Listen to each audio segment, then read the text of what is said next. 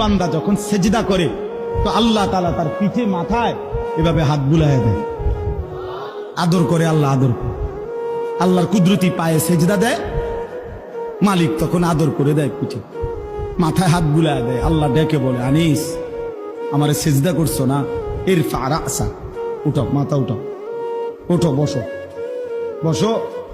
আর কিছু বলবা কিনা বলো। তো বান্দা বলে, আত্তাহিয়াতু লিল্লাহি ওয়াস সালাওয়াতু ওয়াত তাইয়্যিবাত।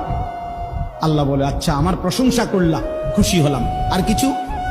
আল্লাহুম্মা সাল্লি আলা মুহাম্মদ ওয়া আলা আলি মুহাম্মদ। ও মাশাআল্লাহ, আমার বন্ধুর প্রশংসা করলা, দুরূদ পড়লা, আমি এত খুশি হলাম, এখন কিছু আর বলবা? তো বান্দা বলে, আল্লাহ সেজদা দিয়ে আপনার কাছে আসলাম, আপনার প্রশংসা করলাম, আপনার বন্ধুর দুরূদ পড়লাম, একটা উদ্দেশ্য আছে, মাকসাদ আছে। কি মাকসাদ, কি উদ্দেশ্য? আল্লাহুম্মা ইন্নী যালামতু নাফসি যুলমান কাসীরা।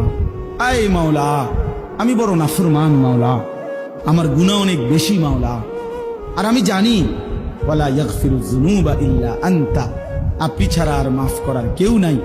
এই জন্য আপনার এত কাছে আসলাম, আপনার স্পর্শ পেলাম, আপনার বড় আকরাব ঘনিষ্ঠ হলাম।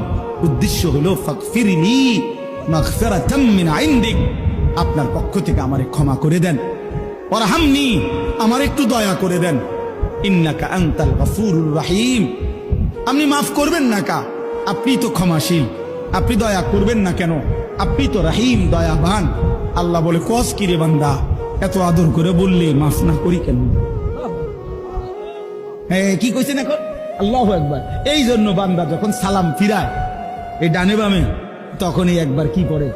আল্লাহু আকবার। অর্থাৎ উদ্দেশ্য হলো সে সালাম ফিরাইয়াই আল্লাহু আকবার বলে, অর্থ বলে আর মানুষের জানায়, ভাই সাহেব আল্লাহ বহুত বড় মহান, উনি আমার মাফ করে দিচ্ছেন। আল্লাহু আকবার। এই জন্য আপনারাই তো কইয়া উঠলেন আল্লাহু আকবার, নিজে নিজে। আল্লাহু আকবার।